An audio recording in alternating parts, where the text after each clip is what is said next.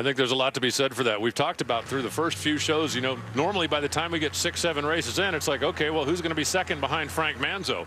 But without Frank being here this year, it really has been a wide open affair. Second late in the year before we even see what we consider a favorite in the chase right now. Well, as we mentioned, we had a short field here this weekend. The way the ladder all plays itself out. Nancy Matters coming to the line right now with her first career round win coming yesterday in her 5th start.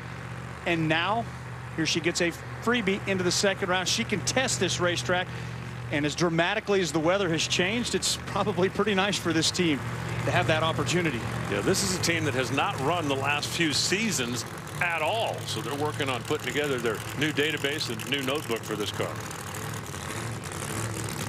And you know what? She's not going to do that. No burnout. She's just going to bring the car in and stage it and say, not only did I get my first round win yesterday on my birthday, I'm getting my second one here. We're going to play this one safe. This is also a case where the team hasn't been together for a while. They don't have a lot of parts and pieces, and under the threat of weather that we have right now, they're on a very quick turnaround. So I'd say this is pretty smart. We're not going to worry about breaking the car. We're not going to have to worry about thrashing on the car. We'll just go up there, take the advantage of the buy run, take the tree,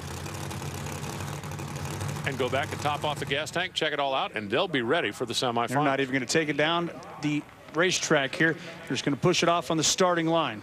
By rule, you have to stage the car under its own power and take the tree. At that point, it's considered a round win. She obviously is giving up lane choice, but I don't believe Nancy cares that much about that. She's just going to have an opportunity to go to her first final round. So they are pushing her car off of the racetrack here. That will bring us to our next pair. We've got actually side-by-side race cars coming. The #1 qualifier, Annie Whiteley and Scott McVeigh. A little bit of a short field here this weekend, but Dale Branch, Shane Westerfield had never raced head-to-head. Annie Whiteley and Scott McVeigh have never raced head-to-head. And Scott McVeigh really is a guy that could use a little bit of good luck. After we saw him in the Chicago show, on the way home from there, their toter blew a front tire, ended up on its side in the median, was totaled.